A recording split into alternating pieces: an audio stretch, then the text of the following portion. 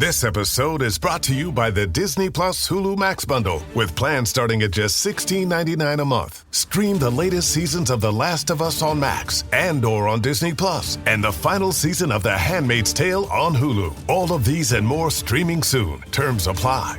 Visit Disney Plus Hulu Max Bundle.com for more details.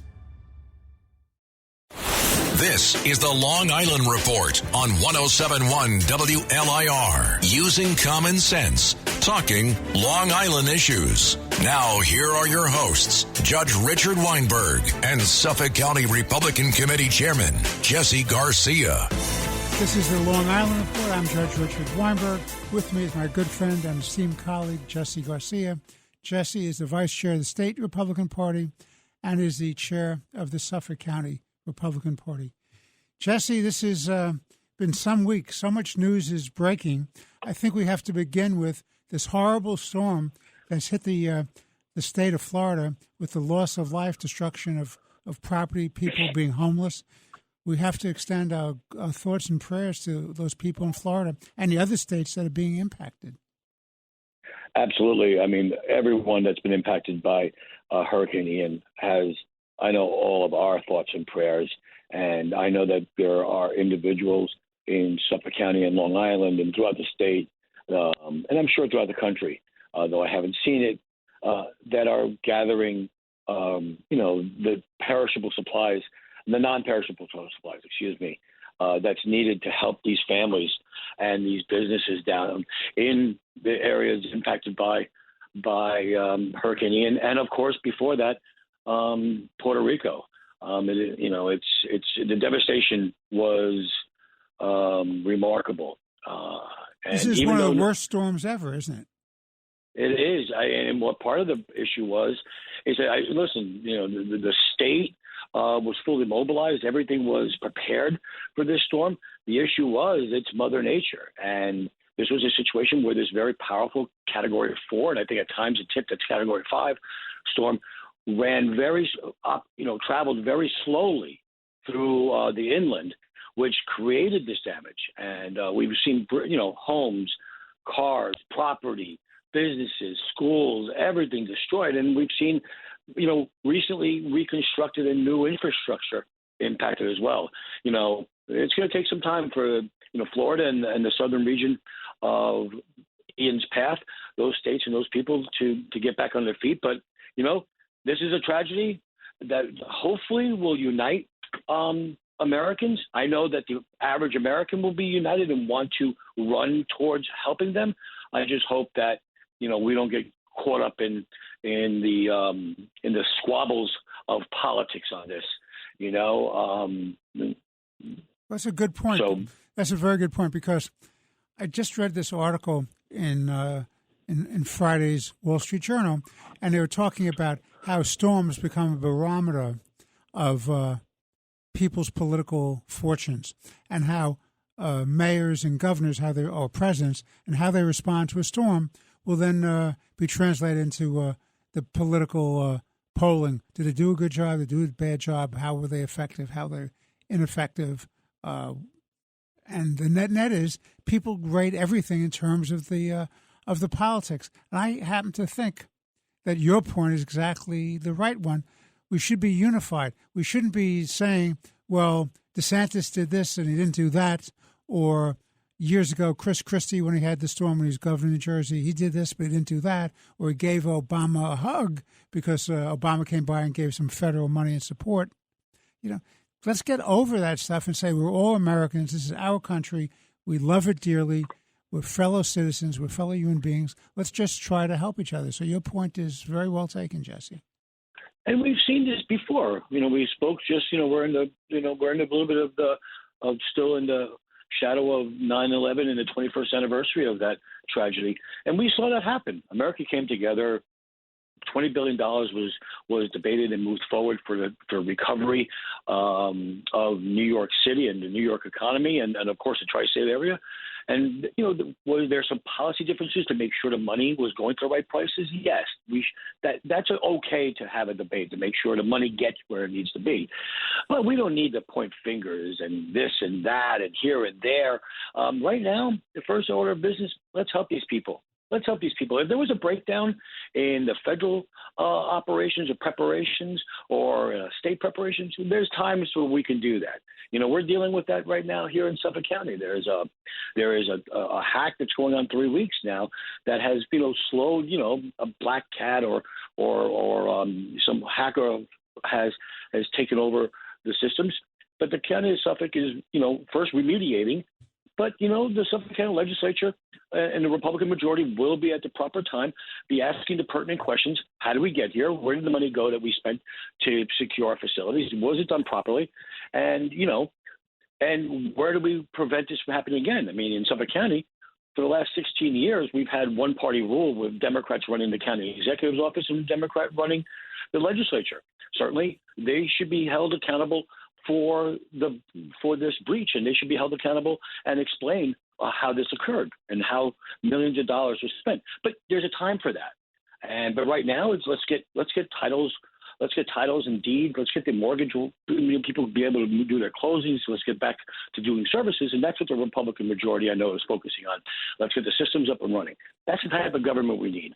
Well, that's very interesting because you just made a sidebar comment about the hacking that's going on in Suffolk County. And, of course, everyone is subject to the potentiality of hacking, whether it's government, whether it's hospitals, whether it's private corporations. And I just read, coincidentally, an article which troubled me deeply, but it shows you the politics of how some bureaucrats operate. So there's now a proposal that the Securities and Exchange Commission, the SEC, wants disclosure in corporate filings. And you're a businessman, Jesse. You understand this. In the corporate filings, wants disclosure whether you've been the victim of a hack or whether or there are claims against you by the hackers at the current time. And they want that in the filing of the SEC reports. And I find that to be totally ridiculous. The objection to putting in these reports is anybody in law enforcement knows you don't give information away that will undermine your ability to find the perpetrators of crime. And by putting this stuff out there in a public document anybody can read, the hackers then get a roadmap of who was there, what the responses were, and it's a major problem. And it's not the SEC's business to say that somebody is a victim of a hack or not. It's not the same thing as a lawsuit because it's an ongoing crime. What do you think? Absolutely. I mean, if it's superfluous information, and what was the purpose of this information that's needed anyway? It's more of the government intrusion into our private lives, into our private businesses, and into our private entrepreneurial spirit. And you know what? It gives, bad actors even more information, as you pointed out, a roadmap of how to, do bad deeds again.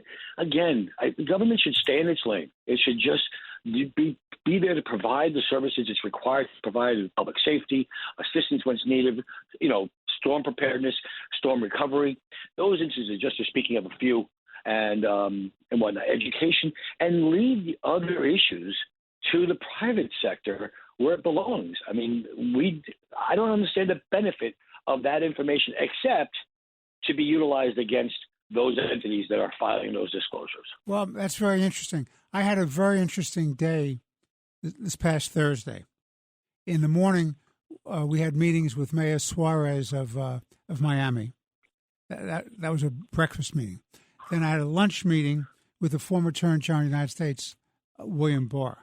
And that was hosted by our mutual friend, Eric Levine, who was just on our show a couple of weeks ago. And Eric has these series of, not only is he a great essayist, but he has these series of think tank meetings where he brings people together and they discuss important issues. And I have the benefit of having Eric's office literally directly across the street from our offices here in Manhattan. So I went across the street and we sat with Attorney General Barr. So let me just give you a couple of things that I learned both out of the Suarez meeting and the Barr meeting, which I think our audience might be interested in. Mayor Suarez is elected. He's a Republican, but he's elected in a nonpartisan election as mayor of Miami. And as most people know, Miami has been a beneficiary of the escape from New York phenomena, where people, because of overregulation, overtaxation, and an unsafe city and states, they're fleeing, and they're fleeing in droves. And Miami has been the big beneficiary of that. And Suarez says the secret of his success is down in Florida, law and order prevails. We don't overtax. We don't overregulate.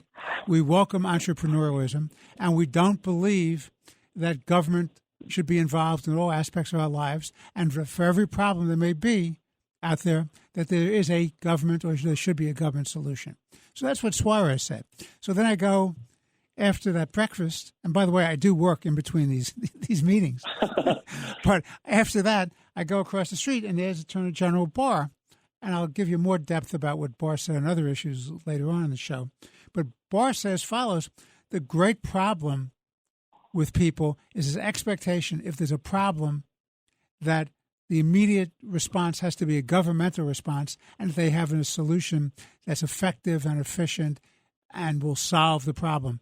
And he says some things just can't be solved, and some things are much better off as being done by the private sector, or as Suarez says, you do public-private partnerships and you work together. And I know you've worked on those issues out on the island with public-private partnerships to get stuff done.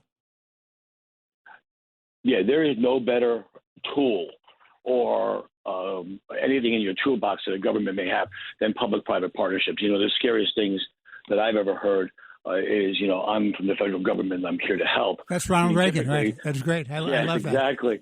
But and the reason being is that it's hair trigger, it's shooting from the hip, it's, you know, needing to get to the soundbite first. That's what is leading. That's what leads to taking a problem and compounding it. You're not fixing the issue; you're just compounding the issue, or you're putting obstacles in the way and challenges in the way that are going to deter growth. They're going to deter advancement, deter progress, and in this case, they deter the economy. Let's look at this. You know, on day one, and we'll speak about it. We'll always speak about it because we're never going to let people forget about it, especially when gas is at $3.90 a gallon. You know, we were energy independent in January of 2021. You know, to fix the environment, the President Biden decided to shut down the Keystone pipeline. And that made us now energy dependent and contributed to the rising cost of inflation. Government needs to get out of the way. There are places where the government works and there are places where the private sector work. They grow the economy, but when the government stays out of the way. But there are times when these intersect where the best and the brightest of both the government and the private sector will end up with a result that benefits the constituency as a whole. And we should capture that entrepreneurism and those insights and ideas and advance them forward, not deter them with more regulation or obstacles. Well, that's exactly right. I will tell you, based on my previous life before I was a judge, when I was the general counsel to city council and chief counsel, the speaker, I used to do a lot of legislation, New York City legislation. And I always said to my staff, I said, look, people are going to be coming in for whatever reason, whatever agenda they have to push legislation or to oppose legislation. But this is what you have to ask yourself every time. What is the problem? What are the proposed solutions? What are the costs of doing such? What are the laws of unintended consequences? So you help one thing, but you hurt something else. And you need to look at that. And just because people are coming in and saying there's a problem, therefore let's legislate, or as you correctly point out, let's have a soundbite and go on television or radio and do an announcement. I'm looking at this and we're going to have a solution down the road, or we have a 5-point program. You have to think it through. And one of the things about the legislative process, which I know well, is this. You need deliberation. You need to bring in people who understand the industries that are being regulated, the business sectors that are being regulated, the impact on consumers, the impact on other industries, and you have to look at it carefully. It's very nice to say that you want to save the environment, and we all want to save the environment, but how immediate is this immediacy, and at what cost? the cost to the American economy by shutting down oil production. And by the way, it's not just the pipeline that you correctly point out, the Keystone Pipeline. It's all the regulations that they've put in the way, all the blockading of energy independence. It takes years and years and billions of billions to build refineries. Our number of refineries are down substantially. We probably have about 1/3 of the refineries we had 20 years ago, and nobody's building new ones. So when Biden goes out there and announces, well, I'm going to go after price gouging. Well, let me explain to you, Mr. President, there's something called the law of supply and demand. And if you don't have the supply and the demand is either constant or going up, obviously costs are going to go up. It's not price gouging. And who are they going after? The little guy who owns the gas station? He has fixed costs. And the costs are built into the market, and they're played out already. They're fixed costs that he has to deal with, or she has to deal with, on a regular basis. And that's why you have future markets, and that's why you have people who buy these futures. So, Jesse, Kevin's giving me the sign. We're going to take a break. We'll be back in a few moments. This is the Long Island Report with Chairman Jesse Garcia, the Republican Party. I'm Judge Richard Weinberg. We'll be right back. My cat Freddie loves to be brushed and cuddled. But stirring up his cat allergens meant sneezing and itchy eyes. Then I found Purina One Live Clear. It's cat food that reduced the major allergen and my suffering in as little as 21 days. Now, we feel closer than ever. If you have issues with cat allergens, you really need to try Purina One Live Clear. Try new Purina One Live Clear today. Purina One, a difference from day one. It's the Long Island Report, using common sense, talking Long Island issues. Now, here are your hosts, Judge Richard Weinberg and Suffolk County Republican Committee Chairman Jesse Garcia on 107.1 WLIR. This is the Long Island Report. We're back. I'm Judge Richard Weinberg. With me is my good friend, esteemed colleague, Chairman Jesse Garcia of the Republican Party. Jesse is the Vice Chair of the State Republican Party, as well as the Chair of the Suffolk County Party. Jesse, every week we get new insights and new information. Sometimes the topics seem the same, but it's an ever-evolving universe that you and I operate on talking about these issues. And we've been talking recently about the axis of evil and how we have to get containment as a U.S. priority. For those readers and listeners who've done their reading and done their listening, they know that at the end of World War II, when there was a threat of communism, a very famous diplomat named George Kennan said that we had to have a containment policy against Soviet expansionism. And he understood that only by confronting aggressive, adventurous states who were interested in dominating the world and destabilizing the world could you have any hope of stability and peace and a high quality of life for people and avoidance of danger and war. Kennan understood this, and he pronounced that policy. It was adopted by President Harry Truman, and he had support from both, again, going back to your theme, Kennan, who's a diplomat, he wasn't a politician, he came up with it. He worked with Truman, a Democrat, and he had support from both Republicans and Democrats in Congress. And that was a very, very important thing to understand, that unity of interest and that unity of effort to try to contain the threats against us. And as you and I have talked about, Jesse, this axis of evil is very compelling. You have Russia, you have China, you have Iran, you have North Korea, you have Venezuela, you have Cuba, and that's a lot of people and a lot of power, and they're strategically placed, and we have to wake up and deal with this. And getting a united foreign policy, a national security policy, a diplomatic policy, and a military policy, and an economic policy that deals with these issues has got to be a top priority, whether you're a Democratic president or a Republican president, whether you're a Democrat member of the House of Senate or a Republican member of the House of Senate. We have to get our act together because we are facing this axis of evil, Jesse, and I'm deeply concerned about it.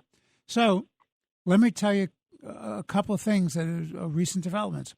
We've talked about China buying up land in the United States. They're buying up great land masses in millions of acres, and they're taking farmland and they're making it unsuitable for food. And food is something that's absolutely essential for civilization.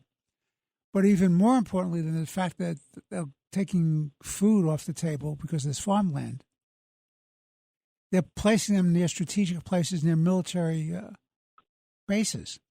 Now, why are we allowing that? Why don't we have bipartisan legislation, Jesse, to ban the buying of land by our enemies in the United States territory? What do you say about that? I can't disagree. I can't agree with you more. Excuse me. I find it unconscionable. But let's go back to the first part of your statement about this axis of evil, and I'll give you my political point of view of why this is such the case. Number one, there's so much secrecy. There's so much denial. There's so much of keeping facts from the people that it stirs controversy. It stirs conspiratory theories. These parts of these axis of evils are all being used, whether it be China, Cuba, Iran, Venezuela, and Russia, as political tools in the United States politics. We saw it at the end of 2016, when this Russia hoax issue was done about a dossier that was supposed to be that Putin had President Trump, under his thumb and had compromising information about it. We all know now that that's not the case. Then we have the fact that the government is trying to, and a political party, the Democratic political party, is trying to suppress information, and they've done it for the better part of 2 years now, starting in 2020 with this Biden laptop. What I'm trying to get here is that the facts are not getting out to the people. Maybe the facts are not even getting out to the politicians that have their fingers and their hands on the button of power in our country. And that allows this axis of evil to immerse itself into our society and to surround the United States, because they're being used in this hocus pocus, smoke and mirrors, lack of fact and truth to the American people and American politicians. So it allows them, it's like the old bait and switch. Look over here where the conspiracy theories are being suppressed, where we have the Hunter Biden laptop, where we have the Trump dossier. It goes on and on and on. And then they're actually making moves to threaten our national security. And it's even worse than that, Your Honor. I believe they're making moves to basically end our way of life, the American way of life, the American republic as it sits today. And that's one of the things we need to get out of this. We've talked about we can't have the mainstream media be the mouthpiece and the propaganda tool of any one political party. It can also be the tool of conglomerates, big tech and otherwise. You can't suppress ideas and information. And it's time that politicians, elected leaders, everyone, whether you're the newscaster on WABC or whether you're the President of the United States, to come clean with the facts of here that we're dealing with this axis is evil, so that once we have confidence in our leadership, right or wrong, we can act to protect this republic. We can protect them from Iran building military installations and military capabilities in Venezuela. We can prevent it from Cuba, entering into partnerships like they did in the Cuban Missile Crisis in October in the early 60s. We can prevent it by finally identifying, an understanding on politicians from all across America and all political parties that China is the enemy. Republican, Democrat, Independent, no matter what, China is coming for our way of life. And we have to be united against that and block that from moving forward. I'm not a big proponent of eminent domain, but if it's a governmental purpose to keep our food supply going forward and to insulate and protect our military national installations, I'm all for it at that point. We use our tools to protect ourselves. But I think what's happening is that these people the Bidens, the Clintons, those are two I use as an example. Their special interests and personal interests are so intertwined, whether it be the Clinton Foundation or Hunter Biden and the family business, with China, with Ukraine, with different, bad actors on the global stage, for the purposes of them enriching themselves, whether through a foundation or personally. That's devastating, and that's what's keeping us divided and not united against the very, very accurate title you have given these global actors, the axis of evil. Well, that's very well said. That's a lot to unpack, I have to tell you, but it seems to me there's certain basic things. Number one, we need to understand that our foreign enemies will exploit any weakness or any disunity. Yes, they will. In this country. And that politicians in this country who play these games with false narratives and disinformation are playing into the hands of our enemies. And as Sun Tzu, the great Chinese military thinker, said, you win the war by undermining from the inside. So when you wake up one day, you've already lost before you have to put down a soldier on a battlefield. And that's what they're doing. And your point is very well taken. And Sun Tzu was absolutely correct hundreds of years ago. It's absolutely correct today. That's what's been going on. The KGB and the Chinese are brilliant in creating false narratives that create divisiveness in this country and paranoia, disunity, a lack of a national vision, national support to get us together. And we need to be aware of that. And the disservice that was played by big tech by censoring the Hunter Biden laptop story, and Miranda Devine, the New York Post, who broke that story, and she couldn't get the story out. They took her off the only place that she could read about it was in the New York Post. And John Cassimatidis in WABC, we had her on as soon as the story broke, talking about this. But, this is only as far as the audience will get you. You need to have a lot of vehicles of communication out there so that the stories can get out. And I have no doubt, Jesse, that if the story of Hunter Biden and his shenanigans, both his personal foibles and the business deals he was doing all across, influence peddling on his father's name with his uncle, if that story had gotten out and people had known the facts, that might have changed the course of the election. Because a lot of people, and the polls have shown that a lot of independents and some Democrats, if they had heard the true story about what was going on with Hunter Biden hustling all around the world trying to make these deals, they might have voted differently and Trump might have been reelected. And that's a very big deal. But here's the thing. I mean, that's extremely important because the voters were denied truth and fact, or at least the possibility that it existed. But what was even worse than that is what Democratic leaders are doing now. They're weaponizing institutions of our government to suppress ideas and voices. And that is allowing us to be divided from within, and I don't understand where that changed. And I don't understand how it's changed and how anyone has allowed that to occur, whether you're a Republican or a Democrat. At one point or another, you have to look beyond your next reelection or your next donation and say, by the grace of God, I'm here in the House of Congress or in the House of the People in the U.S. Senate to defend this republic, to defend the American way, to defend this Constitution, the people that it serves. Too many times we have been lost in that. We've lost that over time, and we're going to need leaders on both sides to bring that back together for us. If not, the people will either remain divided or they will instill unity upon its current office holders. Well, very well said. Kevin's given us the sign. We'll take a break. This is Judge Richard Weinberg. I'm with Chairman Jesse Garcia of the Republican Party.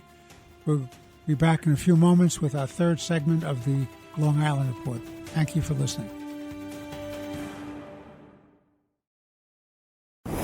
It's the Long Island Report, using common sense, talking Long Island issues. Now, here are your hosts, Judge Richard Weinberg and Suffolk County Republican Committee Chairman Jesse Garcia on 107.1 WLIR.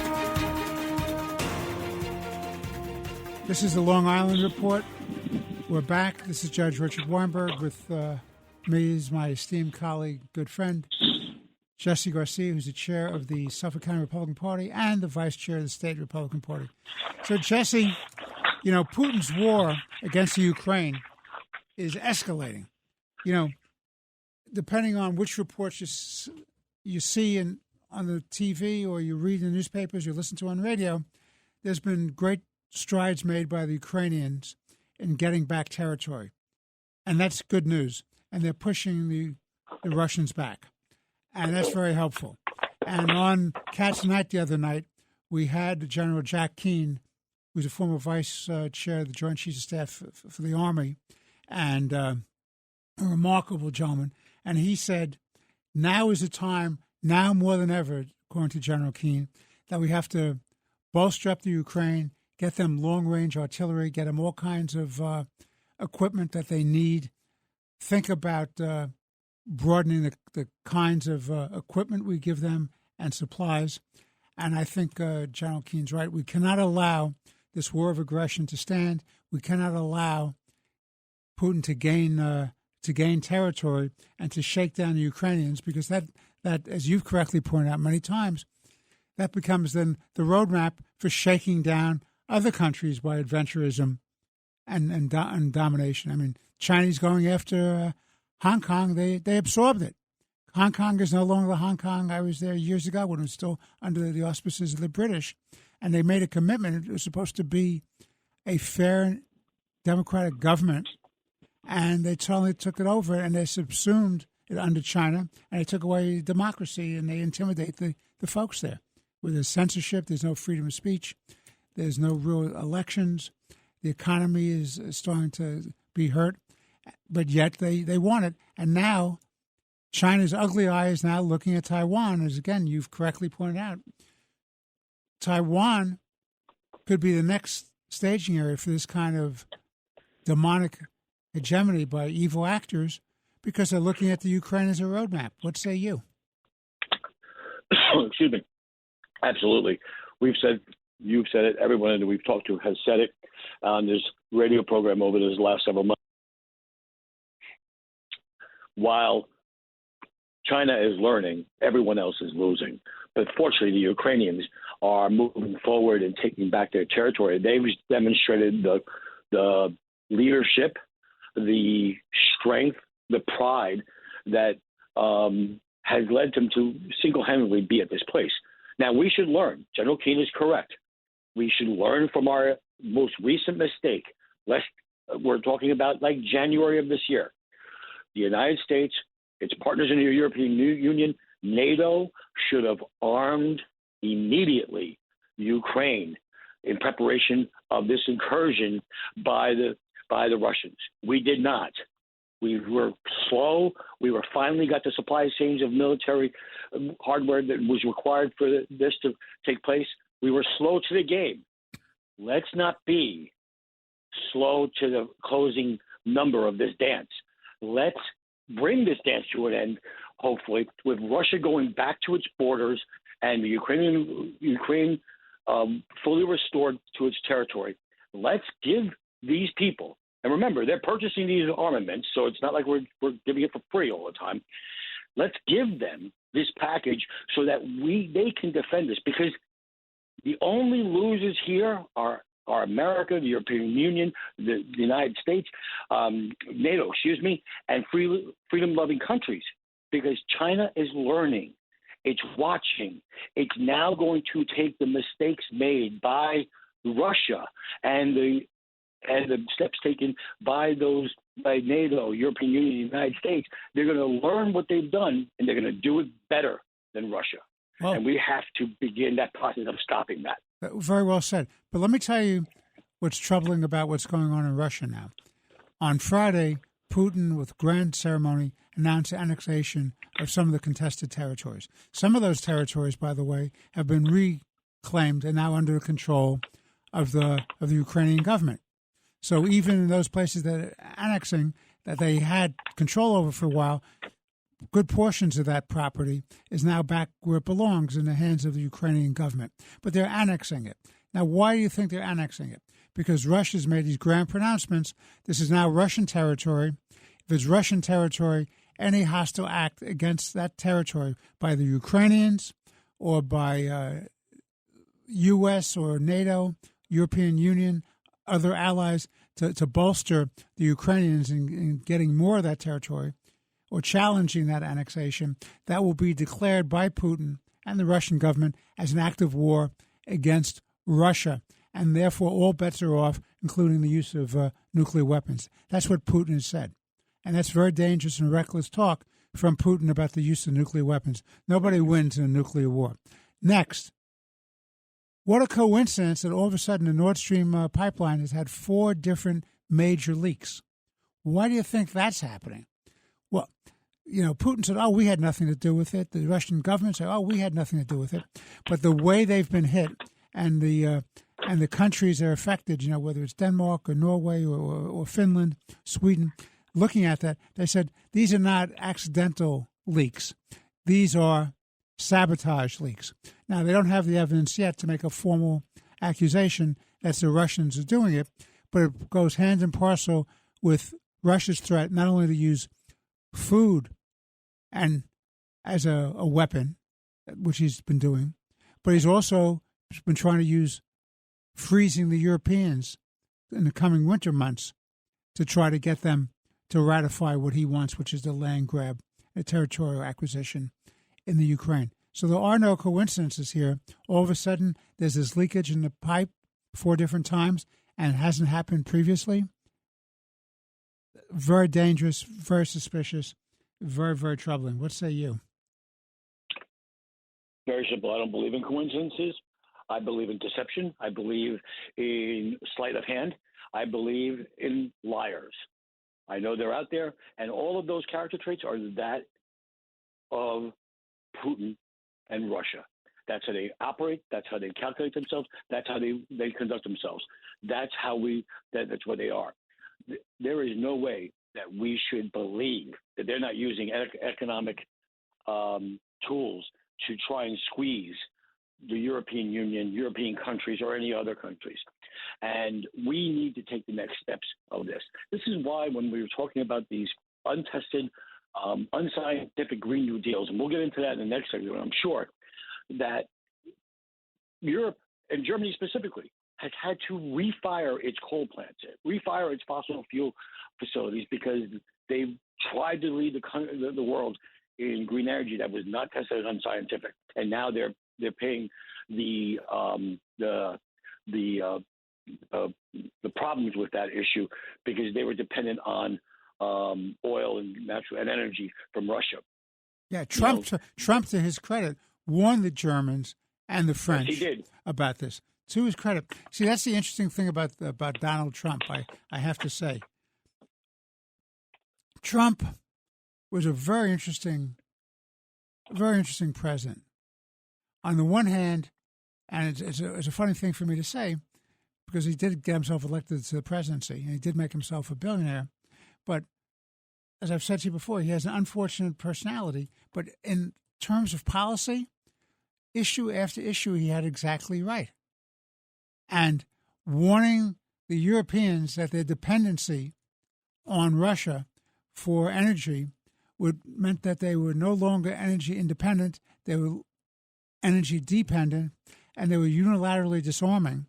In this fantasy world that they think that overnight, by snapping your fingers, you're going to take the issue of climate change off the table by stopping the sale of gas-powered cars and replacing with electric. All of a sudden, that's going to do that, or by closing down all production of fuel oils in Europe or United States is going to solve the problem. It's just naive. You want to have a green energy program, you have to do it incrementally, as you've pointed out. You have to do it over periods of decades. And, by the way, while everybody in Europe and the United States is going for this unilateral disarmament in terms of energy independence, China, Russia, India, Iran, Venezuela, they're building up their energy supplies, and their energy supplies are not nearly as clean as U.S. energy supplies. And it's tragic. So if your agenda is to create a cleaner environment, look what you've done. You've taken away the guys who are doing the clean stuff, which was the Europeans and the Americans and the Canadians, and you've replaced it with the bad actors whose environmental interests have nothing to do with the Green New Deal agenda. So it's very confusing to me how people who think of themselves as being intelligent could fall into that trap. It's preposterous. It does not work. But what do we do about it? These are the progressive socialist left of the Democratic Party and the Democratic Party partners in this as well, simply going for a win, a soundbite. It's not about the future. It's about an immediate political gain. That's what this is all about. All right, Kevin has given us the sign. We're going to take a break. We're going to be coming back in a few moments with the final segment of this week's Long Island Report. This is Judge Richard Weinberg with my good friend, co-host, the Vice Chair of the State Republican Party and Chair of the Suffolk County Republican Party, Jesse Garcia. Please hold on. We'll be right back to you. Ryan Reynolds here from Mint Mobile. I don't know if you knew this, but anyone can get the same premium wireless for $15 a month plan that I've been enjoying. It's not just for celebrities. So do like I did and have one of your assistants switch you to Mint Mobile today. I'm told it's super easy to do at mintmobile.com/switch. Upfront payment of $45 for 3-month plan, equivalent to $15 per month required. Intro rate first 3 months only, then full price plan options available. Taxes and fees extra. See full terms at mintmobile.com. It's the Long Island Report, using common sense, talking Long Island issues. Now, here are your hosts, Judge Richard Weinberg and Suffolk County Republican Committee Chairman Jesse Garcia on 107.1 WLIR. This is Judge Richard Weinberg. With me is Jesse Garcia, the Vice Chair of the State Republican and the County Chair of the Suffolk Republican Party, my esteemed and good friend and co-host. The final segment of this week's Long Island Report.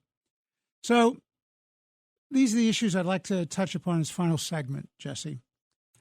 I think that this raging inflation is a real danger to the American dream. Inflation is the hidden tax. It's a cancer that eats up people's savings, that undermines their ability to purchase products and buy homes. It is a disincentive to production, because what you're having now is you're having a Federal Reserve that by raising interest rates, they think they're going to stop demand. By stopping demand, they think they can curb the beast of inflation. The problem is Reagan had it right on the supply side. You increase supply, you increase productivity, you produce greater revenues and products and services, and that is the way you deal with the issue of inflation, not by trying to suppress demand by having these ever-increasing interest rates. People cannot afford to buy homes. The value of the homes then go down. People have something called the wealth effect. The University of Michigan is famous for consumer confidence, and consumer confidence is down. Why is it down?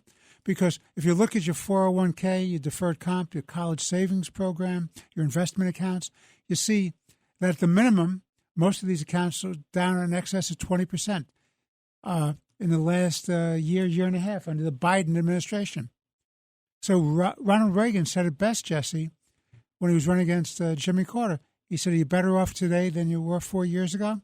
I asked the question, you're better off today, here we are in October of 2022, than you were at the last few days of the Trump administration in January of 2021. What say you?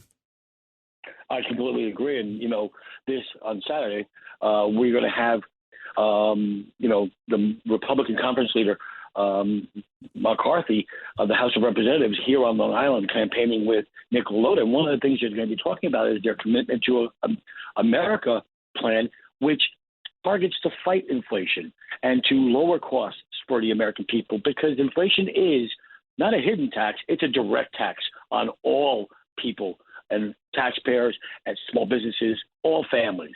And that's what we need to do. We need to come forward with big, bold ideas to finally curb this inflation, and not the same old rhetoric that moves forward.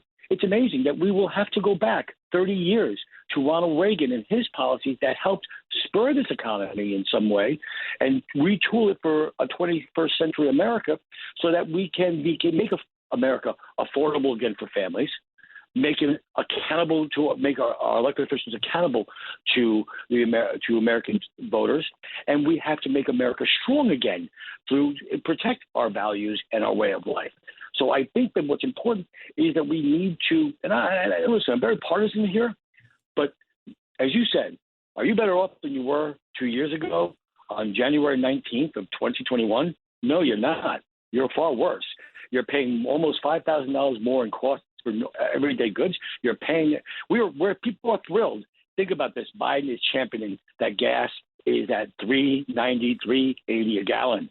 When he took office, it was $1.80.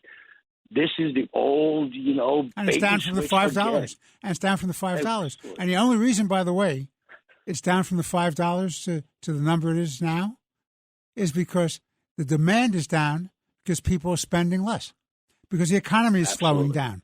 So it's not a good the price. I mean, it's good if you go fill up your car, so it's a little bit better, but not nearly as good as you correctly point out during the Trump years. You're still paying more. You're still paying more, of course. The trucker to deliver your goods is paying more. His costs are going up. Gas stations, they're not price gouging. They're just taking their costs that's being imposed upon them because of the Biden economy, and they have no choice but to put it onto the consumer. No, absolutely right. So let's switch gears. By the way, that what we were just talking about, and this is the threat and the danger as far as I'm concerned, by having an economy with this cancerous inflation, which is raging out of control and only increasing, that could lead to the death of the American dream and social mobility. Absolutely. And that's what we have to worry about. Because if the American dream dies, where's the cohesiveness in this country? How does this country become the great beacon, as Reagan said, to the world? Because you have to have a strong economy to be a strong country.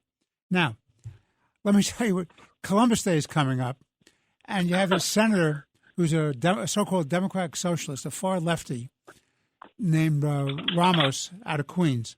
And what she wants to do is she wants to abolish Columbus Day, Jesse, abolish Columbus Day and make it Indigenous Peoples Day. How do you abolish Columbus Day, one of the great explorers of all time who discovered or helped discover the New World, and repudiate the Italian-American community? Now, how do you do that?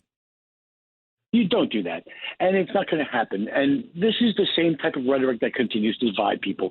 What benefit that does to the average New Yorker? Does that make him safer, him or her safer in the subway? Is it putting a little bit more dollars in their pocket because their salaries have increased? Does it give them the opportunity to have a job? Do they feel safe walking down the street to go into a drugstore that's not being, looted with criminals that have been using the criminal justice system as a revolving door because of Democrats' failed cashless bail program? You know what it is, though? What needs to be abolished is Senator Ramos and her cohorts. We need to abolish the one-party rule in Albany so that we can restore common sense. Let's elect a Republican governor. Let's grow our Republican majority. Let's grow a Republican majority in the state Senate. Let's grow our membership in the Assembly for Republicans. Let's have a checks and balances government here. And I will tell you, I bet those common sense Democrats that you represent, they'll come out of the forest. They'll come out of hiding, and they'll participate in the governmental process that will help benefit all New Yorkers instead of the chosen elite few.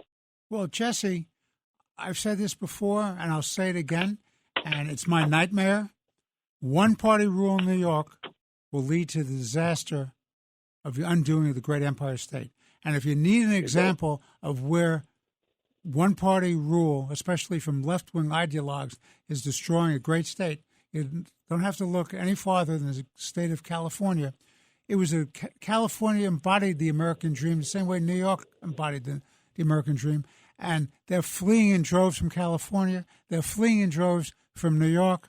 They keep implementing these ridiculous proposals that only undermine freedom, opportunity, optimism. They're destroying California. And we're next, and we're next. And that Gavin Newsom, who, by the way, who I know, and in fact, when I was a judge, sat on the bench with me for hours.